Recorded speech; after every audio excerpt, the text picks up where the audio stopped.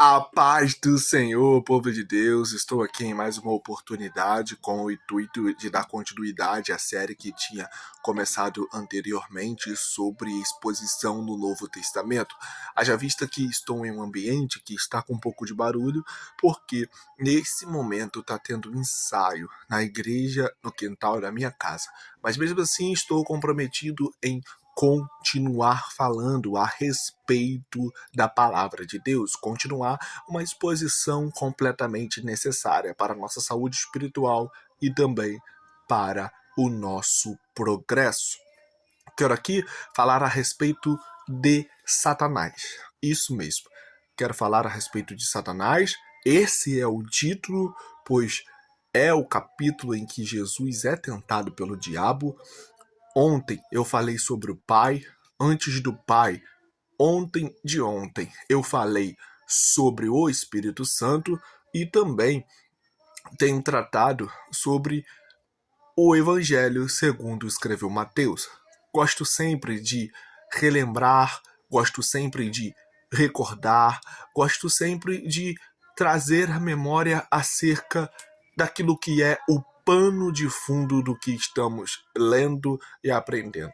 Uma vez que estamos falando do evangelista e também apóstolo Mateus, um cobrador de impostos, um homem que trabalhava para o Império Romano, e além de trabalhar para o Império Romano, ele era completamente corrupto e comprometido com um sistema que era ruim e escravatório, sistema esse que estava disposto a maltratar e injustiçar as pessoas.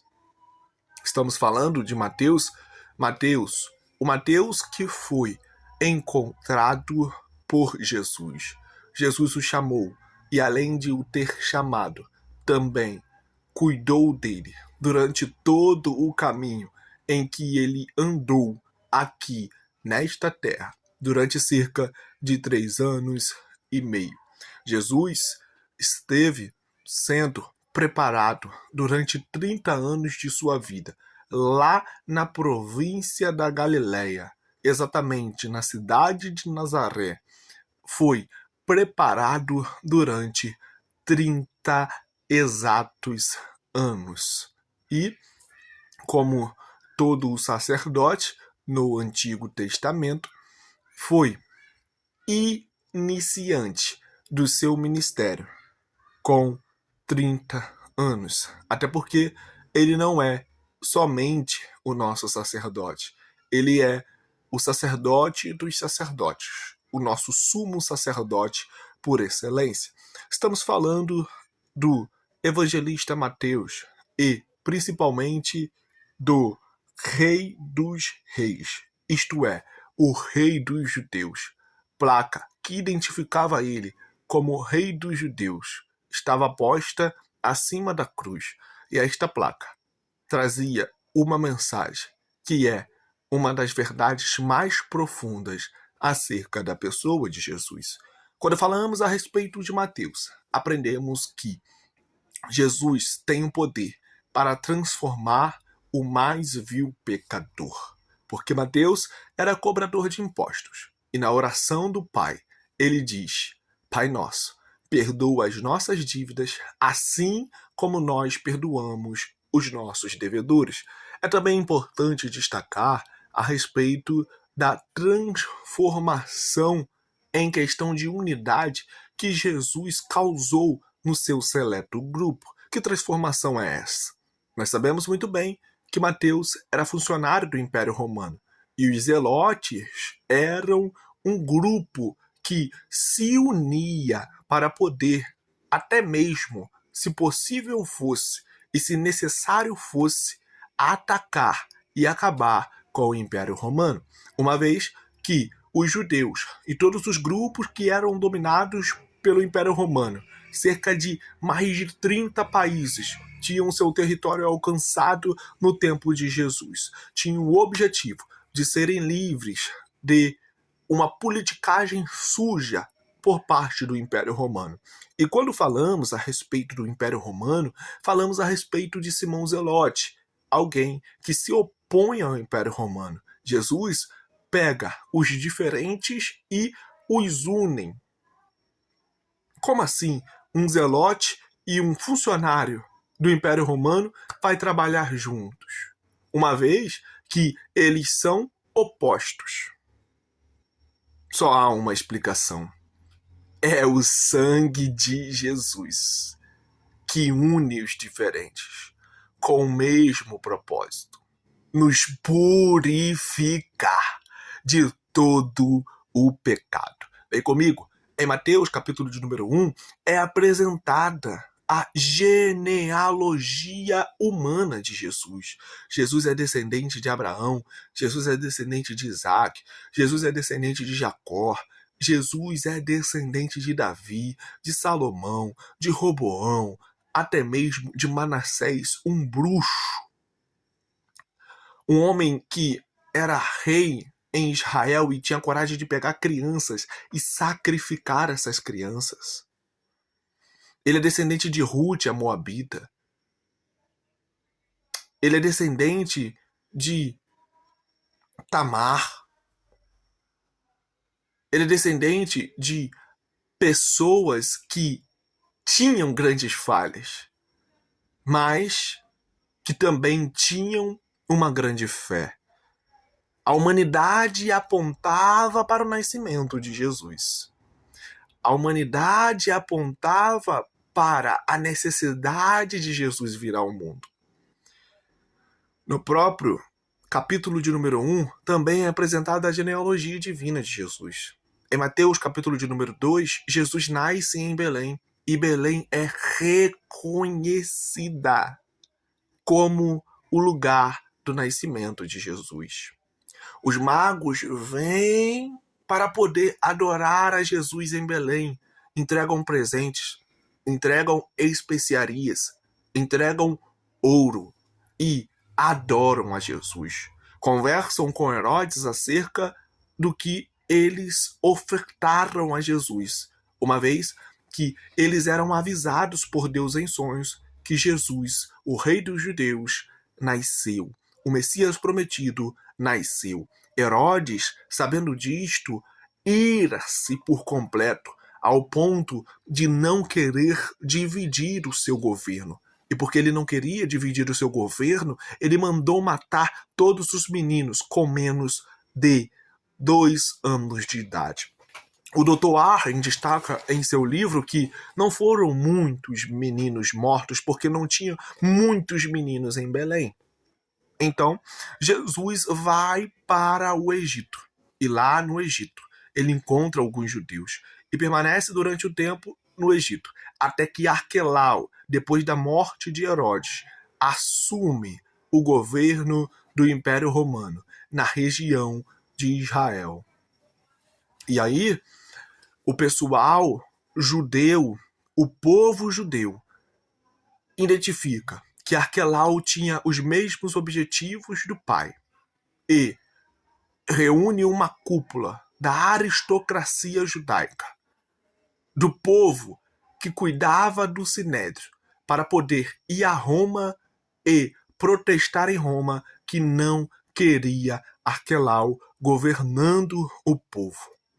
E eles conseguiram. E, obviamente, depois veio outro responsável pela governança do povo. E Mateus, capítulo de número 2, registra que Jesus, sabendo disto, sabendo que a sua vida estava em risco, foi para a província da Galileia. E na província da Galileia ele ficou durante 30 anos. E na província da Galileia ele aprendeu durante 30 anos. Ele também esteve comprometido com a obediência ao Pai durante 30 anos. E depois ele se apresenta em Mateus capítulo de número 3, quando João Batista já anunciava a respeito dele. Eu vos batizo com água, mas vem um após mim, que eu não sou digno de desatar as sandálias dos teus pés. Ele vos batizará com o Espírito Santo e com fogo. Neste momento em que Jesus é batizado por João Batista, o Espírito Santo desce como forma corpórea de uma pomba e o Espírito Santo desce como forma corpórea de uma pomba. E depois de ter descido, e depois de ter credenciado e autorizado Jesus, o Pai também credibiliza e autoriza Jesus, dizendo exatamente o seguinte: este é o meu filho amado, em quem tenho muita alegria. Só aí chegamos, em Mateus capítulo de número 4. Eu vou tomar o exemplar da palavra para poder ler a respeito do que temos a aprender hoje. Tiraremos, obviamente, algumas lições e essas lições serão necessárias para utilizarmos como prática no nosso dia a dia.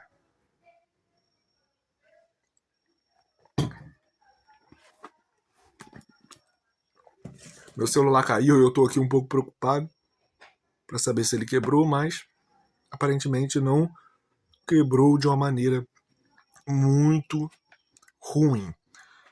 Diz assim a palavra de Deus: Jesus então foi conduzido pelo Espírito ao deserto para ser tentado pelo diabo. Depois de jejuar 40 dias e 40 noites, teve fome. O tentador aproximou-se então dele e disse: se tu és o Filho de Deus, manda que estas pedras se transformem em pães. Jesus, porém, afirmou-lhe: está escrito, nem só de pão viverá o homem, mas de toda a palavra que sai da boca de Deus. Então, o diabo o conduziu à cidade santa e colocou-o sobre a parte mais alta do templo e desafiou-lhe: se tu és o Filho de Deus, joga-te daqui para baixo, pois está escrito, aos seus anjos dará ordem a teu respeito, e com as mãos eles te sustentarão, para que jamais tropeces em alguma pedra. Contestou-lhe Jesus: também está escrito, não tentarás o Senhor teu Deus. Tornou o diabo a levá-lo, agora para um monte muito alto, e mostrou-lhe todos os reinos do mundo em todo o seu esplendor. E propôs a Jesus: tudo isso te darei se, prostrado, me adorares. Ordenou-lhe então Jesus: vai-te, Satanás, porque está escrito, ao Senhor teu Deus adorarás, e só a ele servirás. Assim, o diabo o deixou, e eis que vieram anjos e o serviram. Estamos diante de versos desafiadores para as lições pelas quais teremos de aprender. Por quê? Porque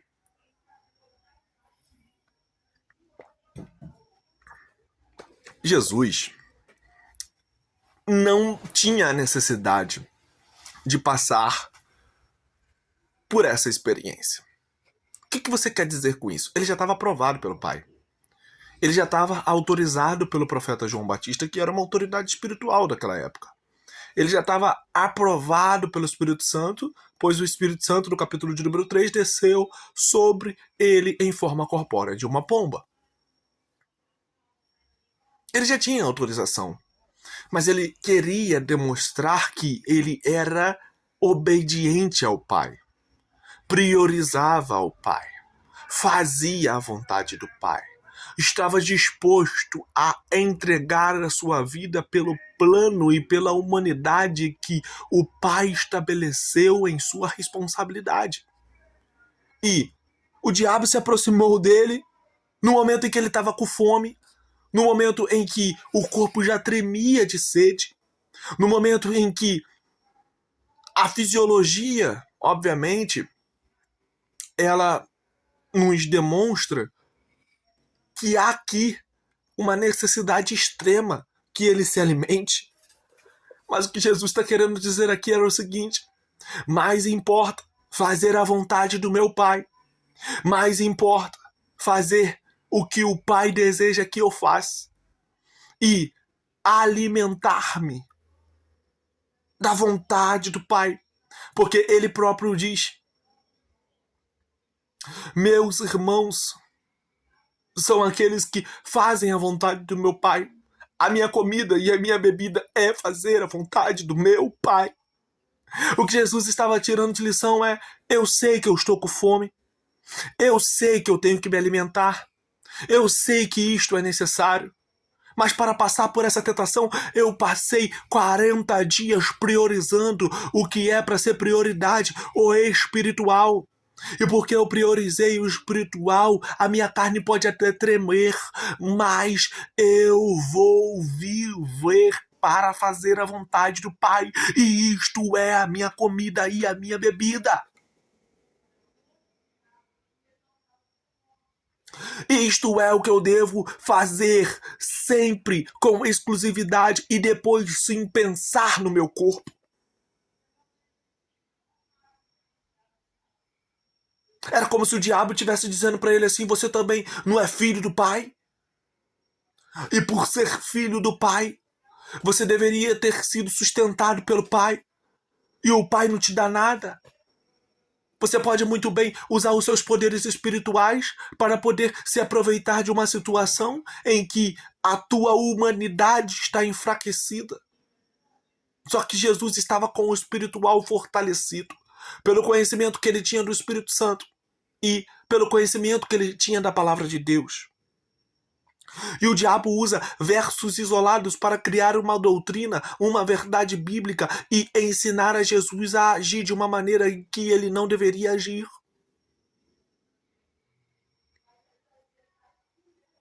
E isso é uma fatalidade dos nossos dias. O diabo usa versos isolados por coaches, por falsos mestres, que, quando pregam, as pessoas ouvem, as pessoas acompanham, as pessoas são levadas por ventos de doutrina vãs. Doutrinas que não têm êxito na nossa vida espiritual. É por isso que Paulo diz que nos últimos dias as pessoas teriam comichão no ouvido e gerariam seus próprios mestres, seus próprios falsos profetas. Sustentariam os seus falsos profetas, sustentariam os seus falsos mestres, pessoas que ensinam a palavra de Deus isoladamente e que desrespeitam a Bíblia Sagrada e as instruções que o Pai nos proporcionou.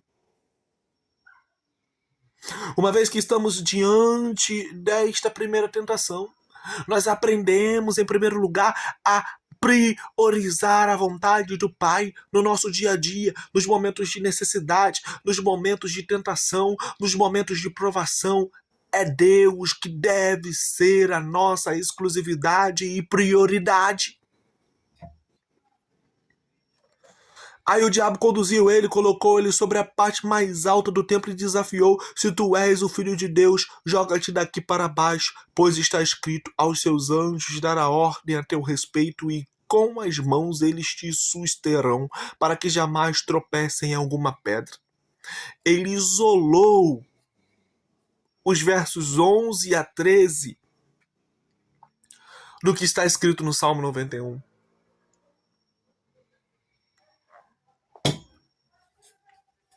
Só que a refutação de Jesus é maravilhosa, porque ele diz assim: também está escrito. Eu tenho o conhecimento da Bíblia Sagrada. Naquela época, obviamente, não era Bíblia, porque a Bíblia só foi reconhecida como Bíblia muitos anos depois. Só que Jesus tinha conhecimento do Antigo Testamento, que era considerada a Escritura, que os hebraístas dizem que é Taná, e que é o Antigo Testamento, ou 39 livros, ou papiros, ou pergaminhos. Jesus tinha conhecimento, e por ele ter conhecimento da palavra de Deus, ele não foi levado por essa tentação. O diabo levou ele mais uma vez, agora a um monte muito alto, e mostrou-lhe todos os tronos do mundo em todo o seu esplendor. E falou para Jesus: eu te dou tudo isso, mas você vai ter que me adorar. E Jesus disse: não vou não. Eu conheço o Deuteronômio, capítulo de número 6. Shema, ó Israel. Ouve, ó Israel. O Senhor teu Deus é o único Senhor. E ele diz no verso 10: ao Senhor teu Deus adorarás e só a ele servirás. Porque a adoração ela é acompanhada de serviço. E quando eu sirvo às minhas vontades, quando eu sirvo ao meu bel prazer, quando eu sirvo para me satisfazer e autopromover, ou eu sirvo pensando na minha própria glória, pensando em parecer Deus, em ter domínio dos reinos, eu imito ao diabo. E o diabo sempre tentará ser Deus.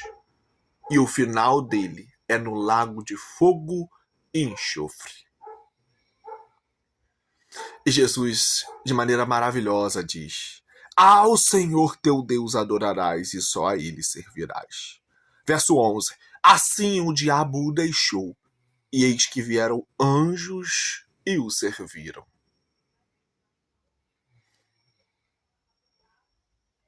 Depois dele ter passado pela provação de nascer de uma linhagem pecaminosa, nascer de uma virgem que não teve relação com o seu esposo e que proveio de maneira miraculosa do Espírito Santo, depois dele nascer em Belém, um lugar não tão reconhecido naquele momento, depois dele fugir para o Egito, ficar durante um tempo no Egito, voltar para a província da Galileia, ficar em Nazaré,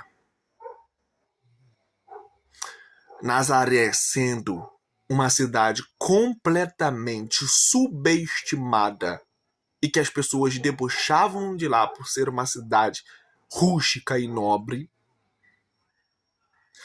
Depois dele ter ficado 30 anos em Nazaré, depois dele ter se submetido a ser batizado por João Batista, depois dele ter sido autorizado pelo Espírito Santo, autorizado pelo Pai, depois dele ter passado por 3 propostas de tentações na carne, porque o diabo quis oferecer para ele pão, depois dele ter sido tentado a usar os seus poderes e ter sido tentado para poder se jogar do templo, depois dele ter a proposta de ter todos os reinos na sua mão, ele foi alimentado pelos anjos e só aí iniciou seu ministério. Gente, Jesus fez tudo isso para iniciar seu ministério. Tem pessoas que querem exercer ministério sem ao menos se preparar, sem ao menos ler um capítulo da Bíblia por dia, sem ao menos saber quais são os livros da Bíblia, quais são os principais personagens, sem orar, sem jejuar, sem estudar, sem viver uma vida de vigilância, sem viver uma vida que cumpre princípios, sem estar preparado, sem estar forjado para tal obra. O apóstolo Paulo diz que quem almeja o episcopado, o bispado, ou o presbitério, melhor dizendo, excelente obra deseja. Convém, primeiro, que ele esteja apto para ensinar. E depois vem cerca de 16 requerições que envolvem o caráter. Só que aí as pessoas querem viver o ministério e viver a promessa de Deus sem ao menos serem forjados. Sendo que o modelo de ministério é Jesus e ele foi forjado. Ele foi preparado. E depois de ter sido aprovado por Deus, e depois de ter sido aprovado diante do povo, e depois de ter passado pela tentação do deserto, foi alimentado pelo céu, foi alimentado pelos anjos, aí que ele iniciou seu ministério. Leve uma lição contigo a partir desta exposição. Precisamos primeiro ser lapidados para depois sermos usados. Deus abençoe a sua vida, a sua casa e a sua família. Amanhã falarei a respeito do seguinte tema. E o tema é o ministério de poder de Cristo. Te espero amanhã.